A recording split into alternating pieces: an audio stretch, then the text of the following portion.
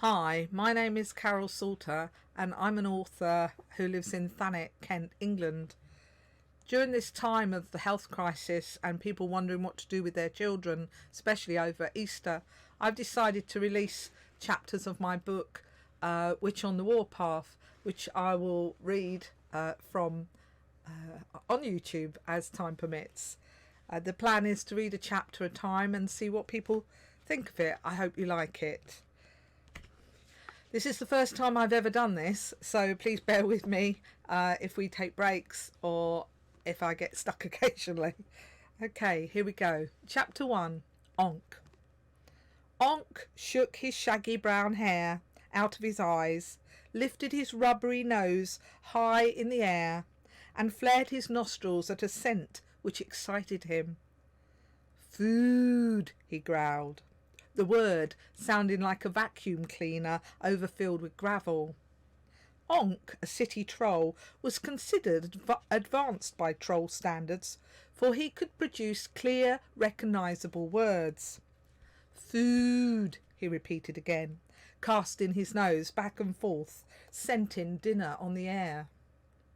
True, these were single words, with the middle vowels drawn out and long, but it was language nevertheless. A speech therapist could have confirmed this if they'd ever had the pleasure of meeting Honk. But this was an unlikely event, given that whilst human and magical realms bump together in a gentle embrace, they never fully connect. However, this is getting ahead of the story. Let's go back to Honk and his amazing command of spoken English. Honk had a few words in his vocabulary, and they included drink, fight, and toilet. The last word was accompanied by vivid gurning expressions and vulgar hand signals, and it left nobody in any doubt when Honk wanted the toilet, and what type of function he intended doing when he got there. Unfortunately, the word there, used in the previous sentence, was not some precise lavatory location, but any vague area close to hand, or more accurately, bottom. Food, mumbled Honk for a third time, staring off towards a rusty blue skip situated at the rear of his local supermarket. Bashing his knuckles together in pleasure, Honk waded through the piles of empty delivery boxes and climbed into the skip. Once there, he sorted through the discarded and out-of-date produce, throwing packets and tins around like a one-year-old in his playpen. Following his nose rather than his eyes, he sorted out the edible from the uninteresting. Employees of the supermarket were certain that their place was becoming a refuge for a horde of hunger-driven foxes, judging by the mess surrounding the loading bay most mornings. Empty boxes were strewn across the pavement, remains of food festered in the morning sunshine, and bottom-shaped impressions, or worse yet, toilet offerings, sat on patches of drying grass. Honk, nonetheless, continued his daily business, unconcerned. The tormented store manager, a Mr. Johnson, infuriated by Honk's continuing shopping habits, had begged his district manager to install CCTV cameras to locate the villains of this organised anarchy. Upon calling the accounting department to inquire about their arrival, he was told, "The equipment will be installed in 6 to 8 weeks, Mr. Johnson's." 8 weeks? Bellowed Johnson, spraying spittle down the office phone. "We need it now, not in 8 weeks. The place is an absolute eyesore. Customers won't visit the shop if it looks like a dumping ground."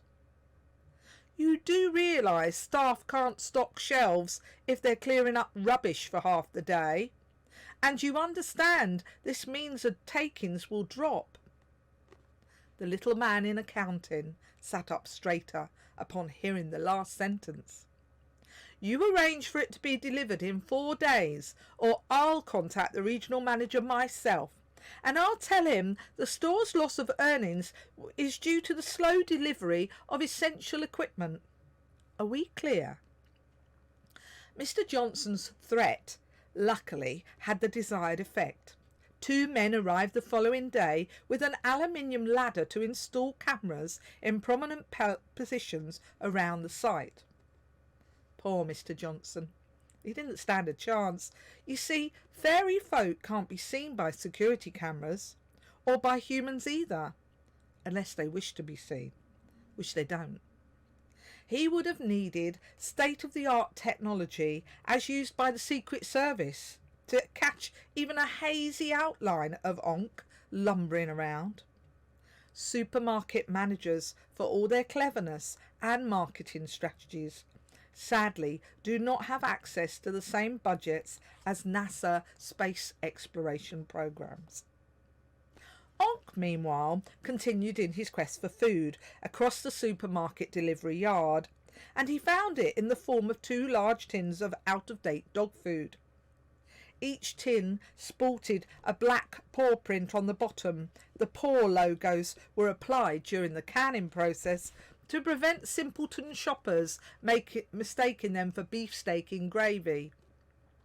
Until this innovation, they'd received hundreds of complaints from shoppers buying unlabelled tins for their family, who suffered terribly when they made lovely pies, and they had gastric hurry as a result and couldn't face a meat pie forever again.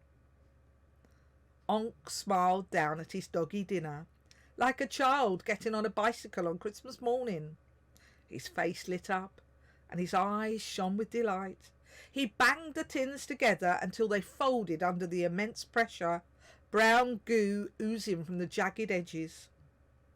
Honk lapped up his dinner, the congealing gravy running between his sausage-sized fingers down onto his clothes. The word clothes is a bit misleading here, as what Honk wore scarcely resembled any precise article of clothing. His trews, as he liked to call them, consisted of 2 potato sacks, one wrapped around each of his tree trunk legs from mid-calf to mid-thigh, like baggy aerobic leggings. He'd secured the top and bottom with green twine, as used by keen gardeners. Twine, an essential item when securing tomatoes and beans to bamboo poles, also happened to help cover a large proportion of troll. Allotment items were indeed high on the wardrobe wish list of the well-dressed city troll. Above his leggings, Honk suspended another pair of Hessian sacks. Prior to their procurement, these particular ones had been used to bag horse manure.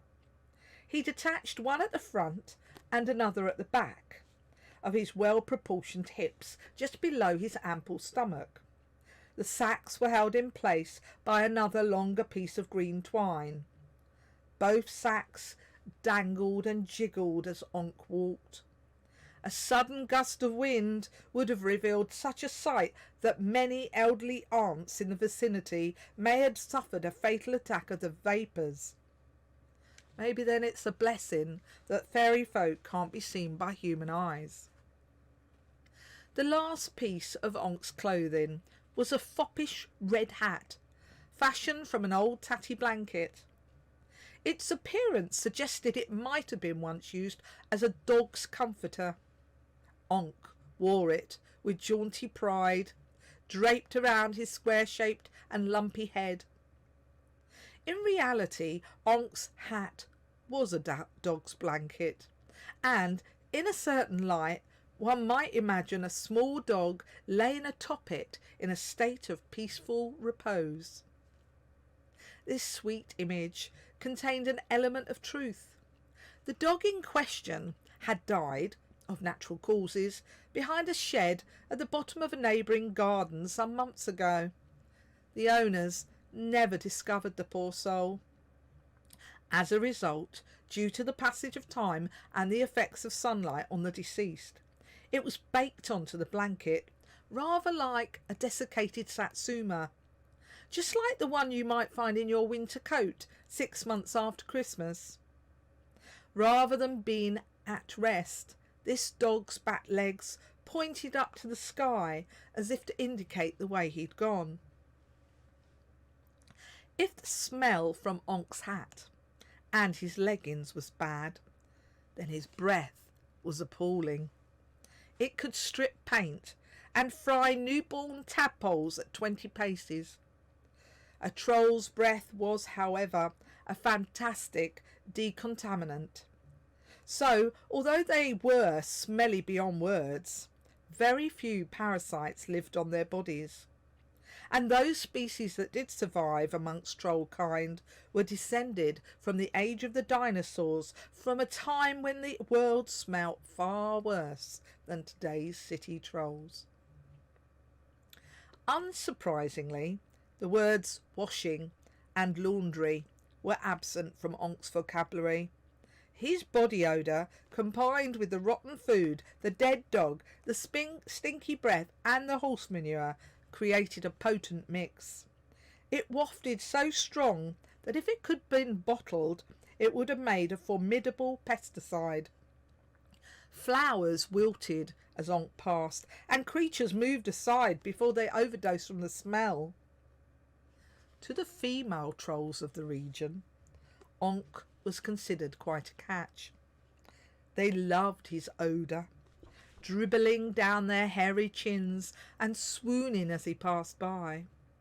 Many had tried to waylay this outlandish male on his travels around the borough, but so far no female had succeeded in capturing Honk's heart. Once captured, the life of a male troll is not an enjoyable experience. It alternates between being bullied and ignored. Over time, the individual transforms into the shuffling, useless wreck his partner is forever nagging about. Honk, it seems, wasn't so stupid after all. Wearing clothes and communicating in little more than a grunt set Honk apart from the majority of city trolls. He'd been taught his words by an ancient hermit living in the North Wood, who came complete with traditional long white hair and a flowing Gandalf-style beard. The hermit never ventured out of his woodland home.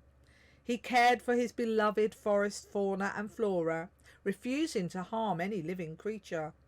He was content to live instead on nuts and berries and roots. Local humans thought his existence a myth. His soul, so in harmony with the trees, gave him a wood elf's spirit, enabling him to see into the magical dimension, though he didn't often recognise what he saw there.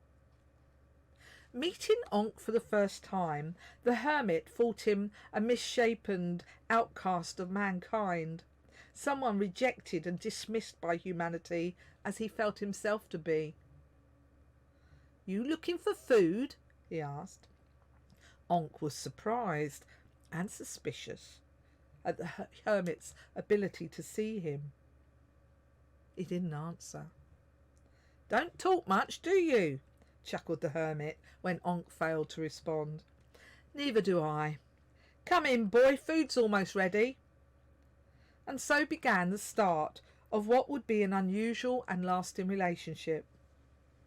In the beginning, Honk stayed because of the food. The hermit took Honk into his heart, gave him a home and education. Honk remained to see what else the old man could offer. Honk's long association with the hermit changed him.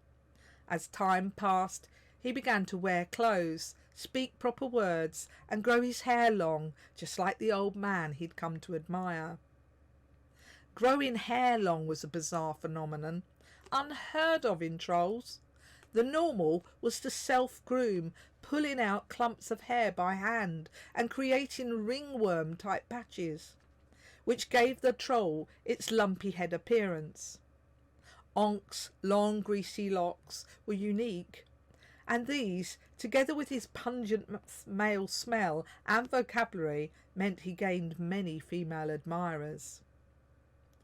Honk and the hermit formed an unlikely duo. The old man taught Honk how to be gentle and good, and in return the troll became the hermit's protector. Nothing and nobody ever bothered the old man again, right up till the day he died. One spring morning, Honk woke from his bed by the fireplace to find the old man, his friend and mentor for over a decade, gone. The hermit's sallow body still lay where he'd gone to sleep in his flimsy cot under the window. Early sunbeams fell through the broken glass, catching on the white pristine strands in his beard, till it shone like a silver river flowing down his chest. A chest that now failed to rise and fall. The hermit's spirit had flown, leaving behind the part of him that he didn't have any use for.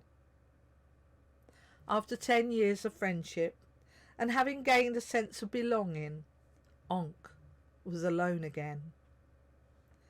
He didn't want to admit it, but he missed the old man, his mentor and only family, and his passing left him very sad indeed. He needed to grieve, to say goodbye, but he couldn't. To manage his loss and his pains twisting his heart inside out, he blocked them, reverting back to his typical troll stereotype. He reminded himself that it didn't pay to be seen as weak in the troll world. City trolls are a self-centred breed and rarely think of others. Honk was a troll first and foremost. Honk hung around the hovel for a couple of days, reluctant to move on, for a reason he just couldn't fathom. Finally, his grumbling stomach forced him to go in search of food. Taking his red hat off the peg, he jammed it on his head and left the woodland sanctuary forever, never to return. Some weeks later, yellow bulldozers arrived in the North Wood to level the area in preparation for a 5-lane highway. Workmen clearing the site found the shriveled remains of the old hermit, bearing an uncanny resemblance to the dog on Honk's hat. "Here, Harry!" called one workman to the other, jumping down from the cab of the digger and walking towards the dilapidated hovel. "Come and have a butcher's at this, will you?" "What you found, Bill?" asked Harry, his workmate. "Any chance it's a pheasant? That last one you ran over was a rare treat. The missus asked if you could drum up something today." "No, it ain't no bird this time. Looks like a bleeding skeleton." "A skeleton? Don't be daft. What would a skeleton be doing here?" "How the hell should I know?" Bill retorted. "I've just lifted the roof off this shed and I swear there's a skeleton inside." "Let me have a look," grumbled Harry, lumbering over for closer inspection. "You daft old... Well, I'll be shoved down a wormhole." "You're right, it's a bloody skeleton." "That's going to put a right spanner in the works, that is." Harry pushed his cap back off his head in disbelief.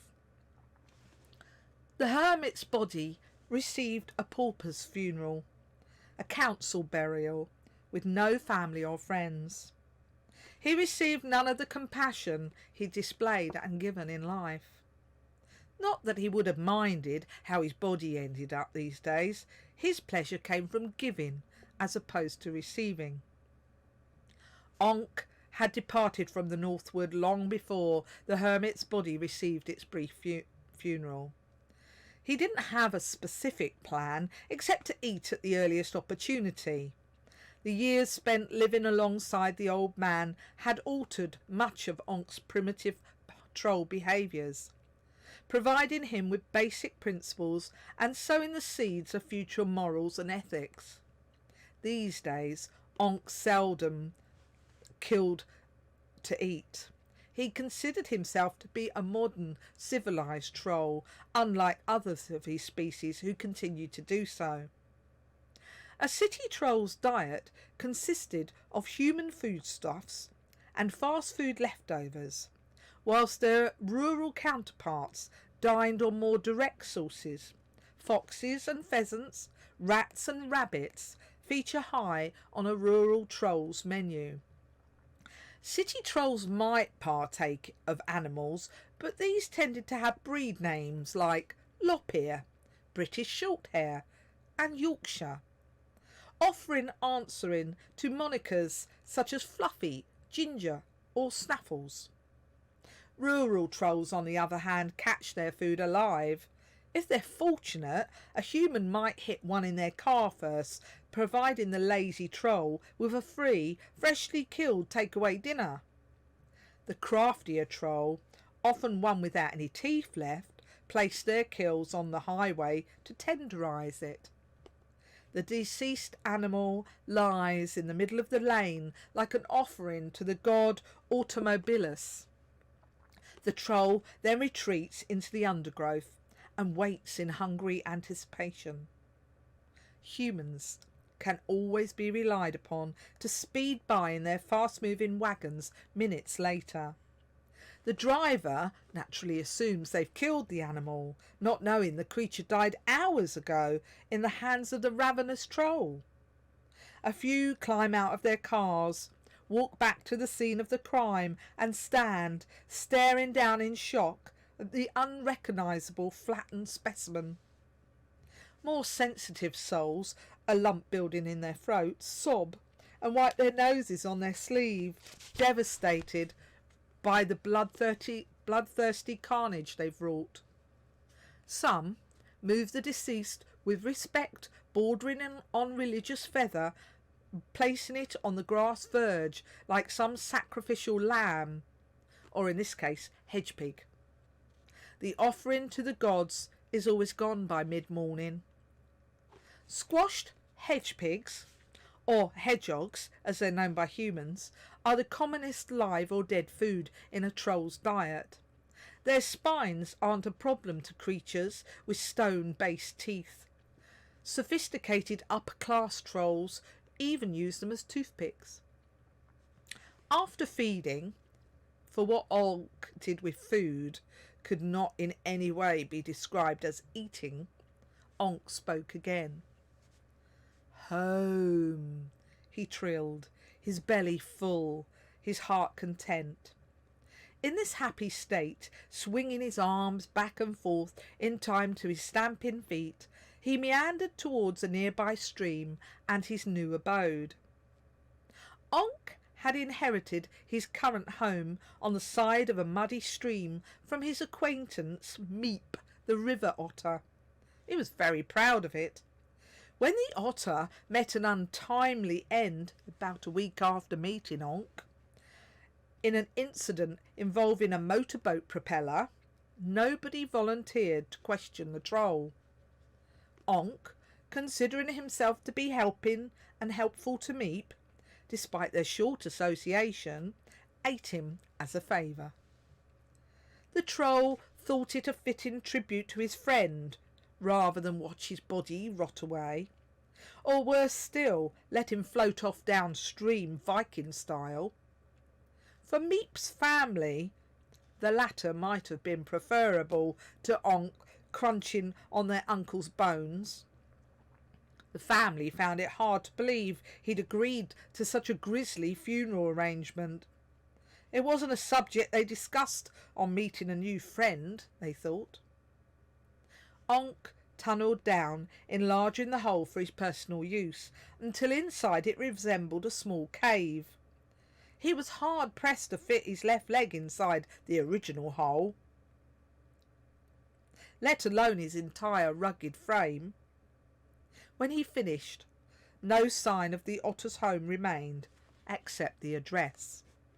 The interior design theme suggested small rubbish tip meets scrapyard. Honk loved it.